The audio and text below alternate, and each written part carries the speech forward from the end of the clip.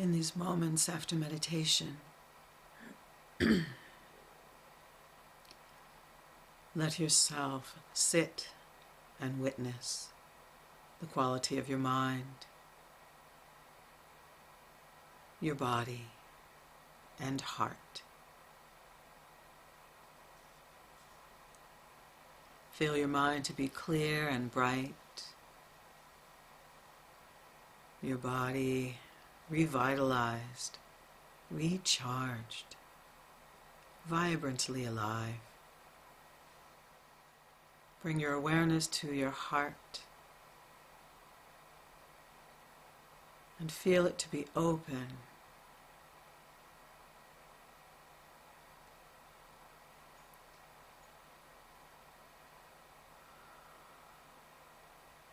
And from that space, offer loving kindness. Offer your prayers and blessings for our world, for all people, for the people close to you, for the people you will never meet. Send them love and light and this peace.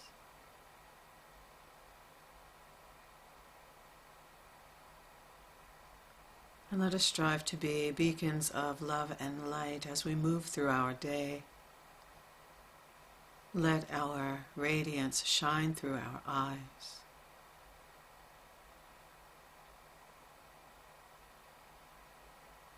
Let this peace carry our speech with words of kindness.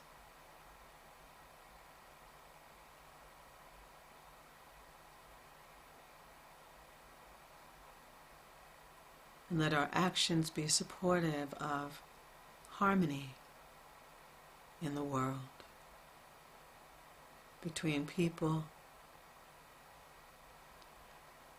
in all of our actions, our every thought, infused with this peace. Let's close our time of meditation with chanting Om and send this healing vibration to all points in the universe.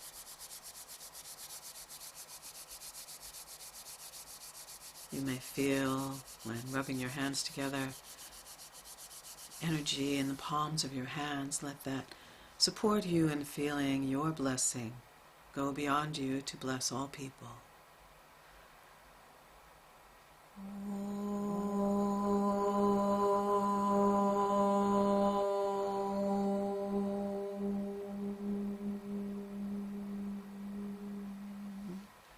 Peace. May our every thought be aligned with Dharma, our speech aligned with Dharma, and our heart and our actions aligned with Dharma.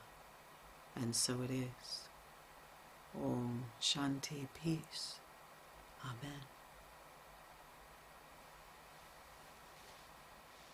This morning, we get to move on.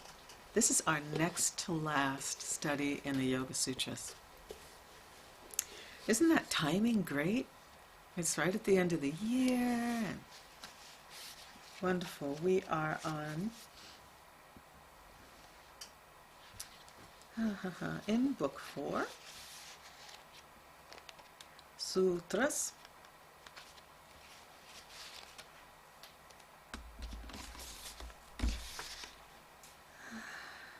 Oh my goodness.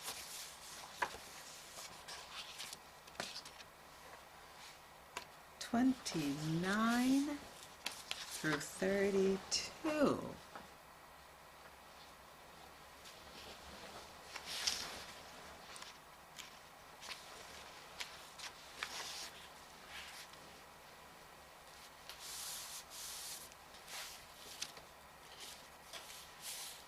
Our focus is Roy Eugene Davis, his Science of Self-Realization.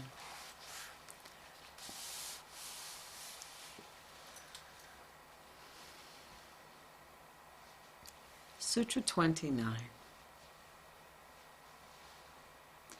when distinctions between sattvic influences and one's pure consciousness is constantly discerned, and one has no self-interest regarding higher states of realization, pure samadhi can be experienced. His commentary. Realization of our pure conscious essence is not caused by any external influence. It is actualized when nothing external is influential. Being concerned about how higher realizations may affect us disturbs concentration, sustains a false sense of self-identity, and inhibits spiritual awakening. Aspiration to liberation of consciousness supports meditative contemplation and improves receptivity to samadhi.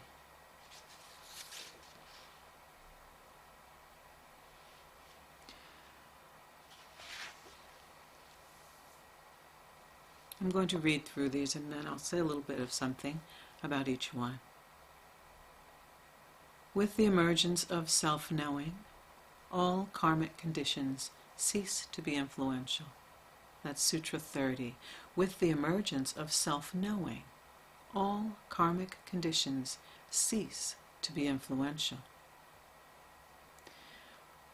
When self-realization prevails during meditation practice, subliminal tendencies are dormant.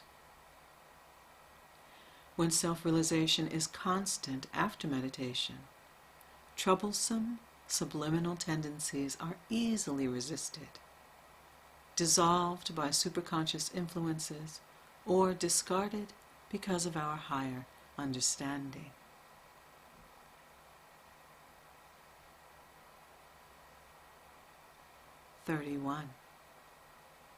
Then, because of the superior knowledge which has removed the residues of karma from the mind, very little remains to be known. When all traces of troublesome subliminal impressions are gone, knowledge of higher realities and the processes of life is easily acquired or emerges from within the essence of our being. 32. Because of that, the influences of the attributes of nature, having accomplished their purposes, cease to be influential. The influences of Rajas Guna help us overcome tamasic influences, contribute to psychological transformation, and assist us in the performance of intensive spiritual practices. The influences of Sattva Guna purify the mind and clarify awareness. When we are spiritually enlightened, the support of these attributes of nature is no longer required.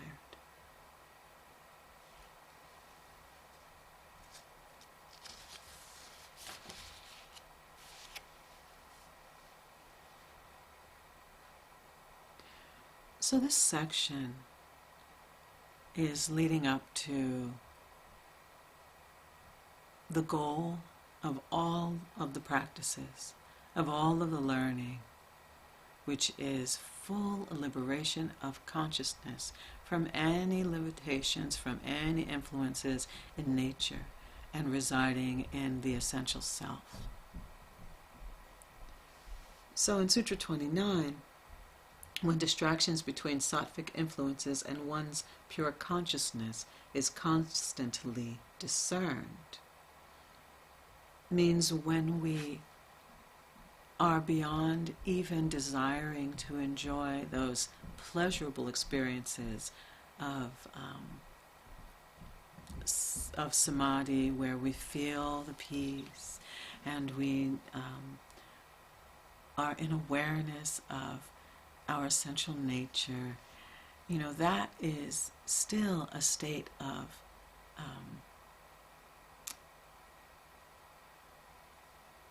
mind, really. We are in a feeling tone, we are experiencing. And it is said that when we are fully realized, we don't even desire those pleasurable experiences. We seek to go beyond even those, to a state that doesn't rely on experience for happiness. We reside in a permanent state of joy, a permanent state of liberation of consciousness, which means that we are free from needing anything to be in that state of awareness and samadhi. We're in it all the time. That's when, Roy Eugene Davis would always say, that's when we are established in self-knowing, established in self-realization, meaning that we no longer forget, we no longer revert to limited states of mind and being.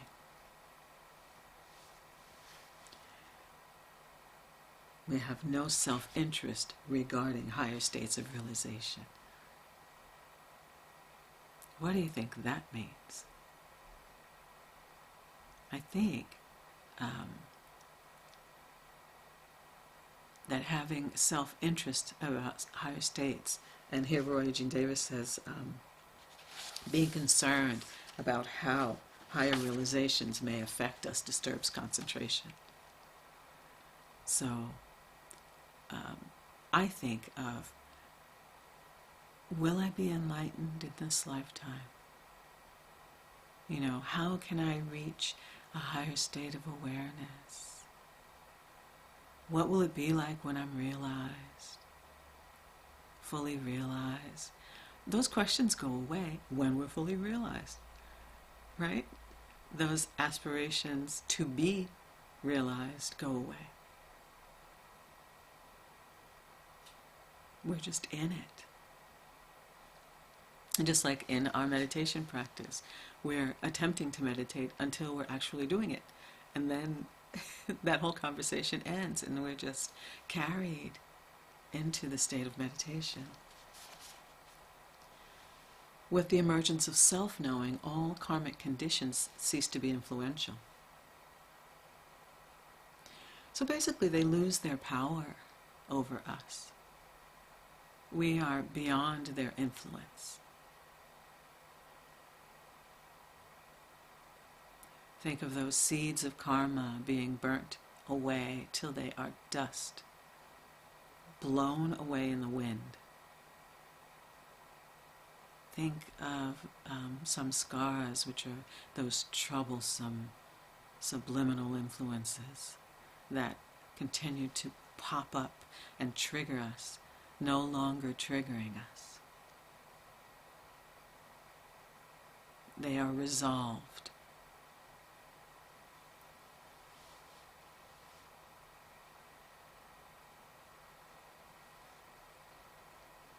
And then, because of the superior knowledge which has removed these residues from the mind, very little remains to be known. When consciousness is liberated, all of the inner knowing is revealed or unveiled.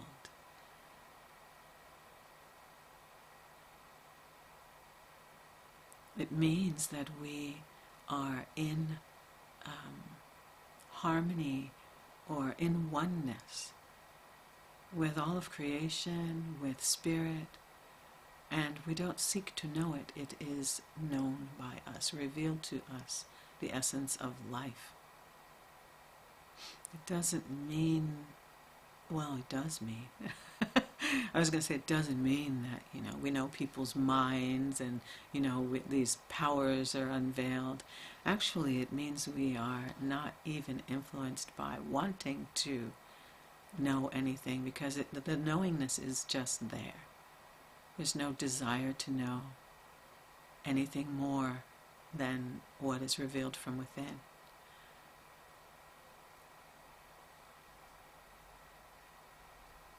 Because of that, the influences of the attributes of nature, having accomplished their purposes, cease to be influential. So the gunas are said to Rajas, Sattva, and Tamas guna, those attributes of nature that are, I would say, regulating, and in the human experience are regulated. We seek to balance them because that is when we can experience balance in ourselves and then be free to experience our liberated consciousness. When we are fully realized, the support of that those regulating influences is no longer needed because we are in equilibrium with those. Do you understand what I'm saying? So,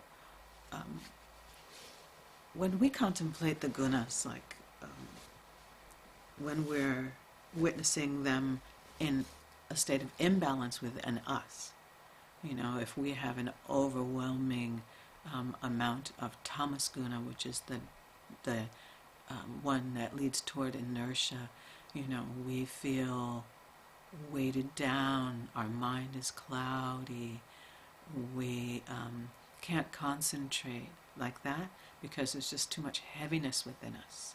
It's something like you might feel when you're sick. When you're sick and your whole being just feels like a lump. That's the influence of tamas guna. Happily, tamas guna arrives when we're sick to keep us down so that we can heal.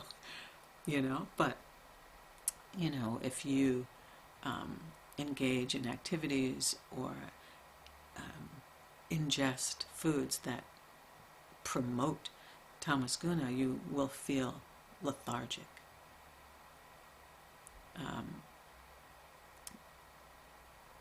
When rajas is active, it regulates that tamas. Rajas is the activating influence, that energetic influence. And that's what's needed to counter that tamas guna. So if you are not sick, but you are feeling that deadening, what you want to inject into your life is that rajas guna. So you want to get active. You want to maybe have some protein or some enlivening foods, some plant-based foods or something, You get what I'm saying? So this is how we regulate tamas guna. We bring in the opposing influence, or the stimulating influence, or the balancing influence. And the last is sattva guna, which is that which brings luminosity to the mind, brings peace in the mind, brings relaxation to the body, and that would be sattva guna, that aspect of nature. And we can interact with that. When you interact in your garden with the slow growth of life, with soothing colors, which green is for sure, but soothing colors and sounds of nature, you feel sattva guna arise within you, that peaceful feeling. So if you're feeling agitated, you infuse your life with sattva guna. So this is how we experience the regulation of the gunas, right? So this is active in nature, this is active in life itself. It became active, this regulating, when matter came into being, when the universe came into being. It came along with these regulating influences. They are the influences that created the worlds. The fiery hot rajas of the initial impulse of the universe coming into being was then compressed by tamas guna and then came into equilibrium and formed planet. You know what I'm saying? So now in our consciousness, when we are self-realized, we are in that state of equilibrium, and we are not adversely influenced by any of these gunas. They are in equilibrium within us, and we are not impacted by them. It's as if we have gone beyond their influence. So we don't need to be regulated, we are in self-regulation. Yeah?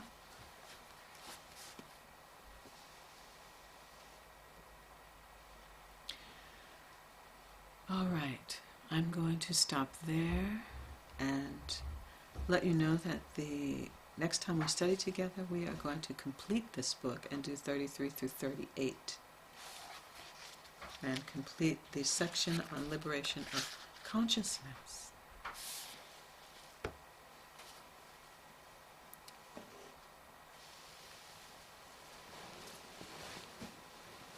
So I'm so grateful to Roy Eugene Davis for